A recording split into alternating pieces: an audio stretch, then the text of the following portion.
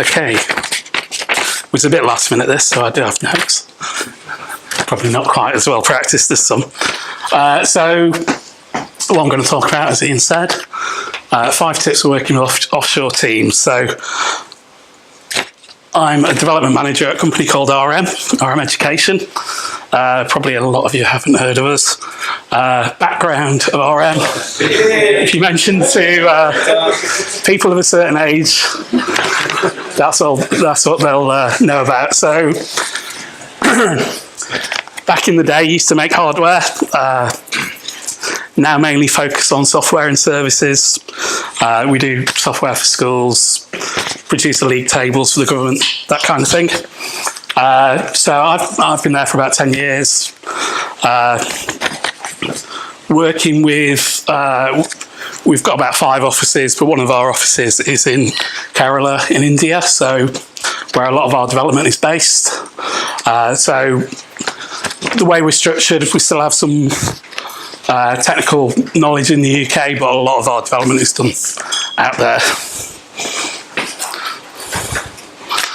Okay, so where to start? So I'll start off with tip 1 is around communication. So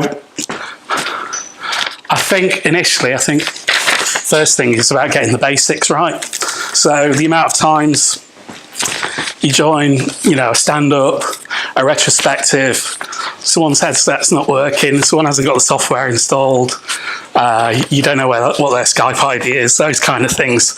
It's really worth getting all those things sorted, making sure there's a really good level playing field.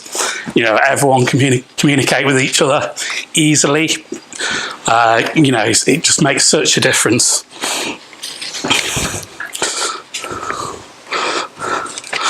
So some of the other aspects around that. So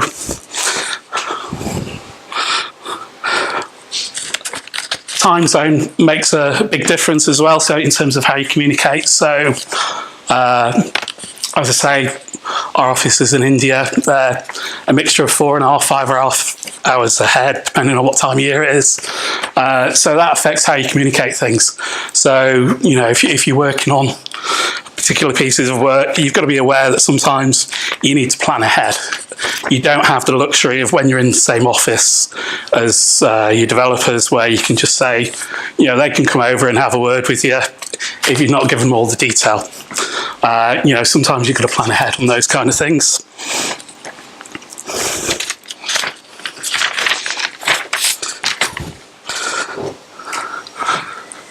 Tip number 2, about cultural differences. So, and again, I don't think this is just about offshore, this is just about working with remote teams. So it could be a team in another office in the UK, could be somewhere abroad. Is people do things differently, people behave differently, and you've got to be aware of that. And you've got to be aware, sometimes you've got to give people time and opportunities to speak, and might not always be so willing to step forward. I've worked with a lot of developers in the UK who can be a bit gobby sometimes, whereas not everyone is. So looking at how you can do that, how you structure your retrospectives and things like that, give people the opportunity to step forward. Other cultural differences. Sometimes people don't like giving bad news. So quite often you can be in a position where in the early stages, a lot of people are saying, yes, it can be done. And no one wants to be the person that says, no, I don't think we can do this. So sometimes, you need to be aware of those kind of things.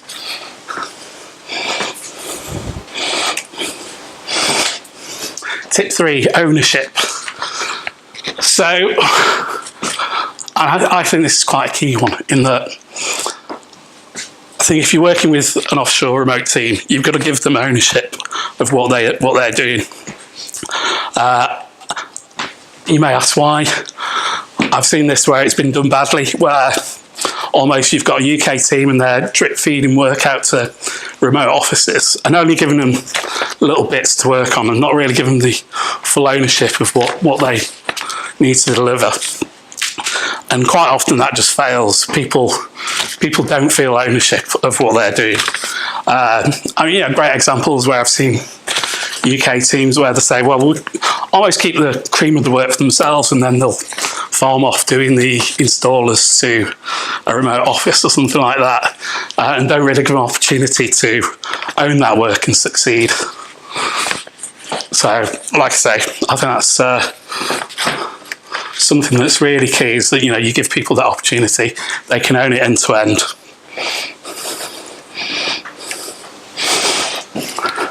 Tip 4, tools and processes. So, as I say, I've been working with offshore teams for about 10 years. When we started, there wasn't a great deal out there, or there certainly wasn't in our office. We were throwing Word documents around with bits of specs in via email. We were using SharePoint, we were using wikis here and there. It wasn't very structured.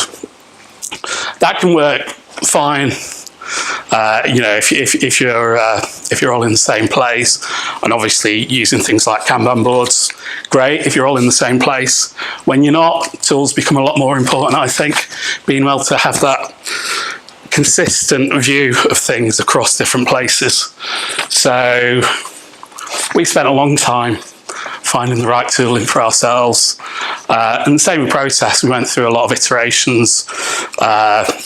We started off, as a lot of people were many years ago, mainly waterfall, dabbled in bits of agile, gave Scrum a go, took certain aspects of that away, moved more to Kanban now.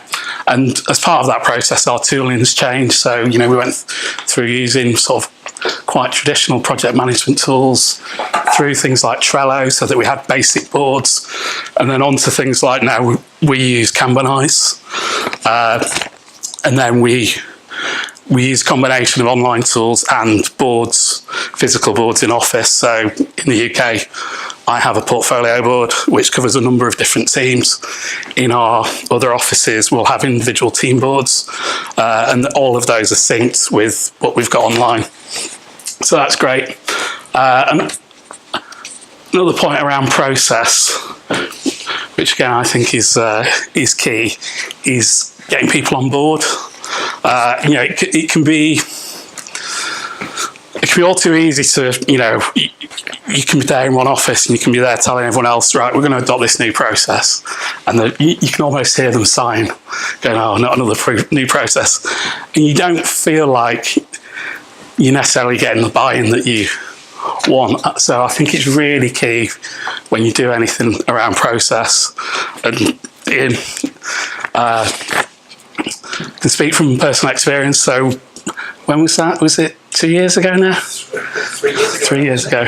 So we went out to our office in India and we took the team through Kanban, went through setting up boards in the office and really trying to focus on getting everyone on board and really understand why we were taking this approach.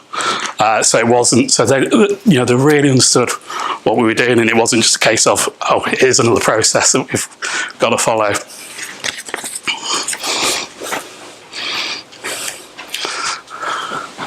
So number 5, relationships. That's from a few years ago. So relationships are key, really, aren't they, to all of this? You can have all the process and everything. If you haven't got the relationships in place, it's difficult. So,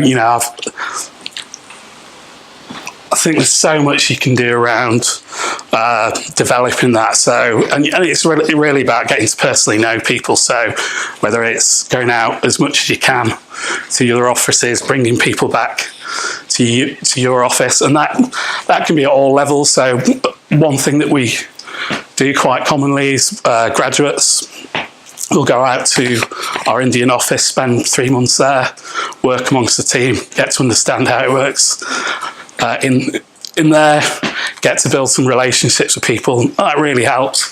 And the same, with the more senior people, is, get the opportunity to go out there and build relationships. And I can say there's probably a couple of people on there that no longer work at RM. I'm still in touch with them, good friends, keep in touch with them as friends. And I think that really makes a difference, because, it really gives you the opportunity to, when you do have that physical barrier and you're relying on Skype and things like that, I think knowing people really makes a difference at that, in that position, I think. I think that was it.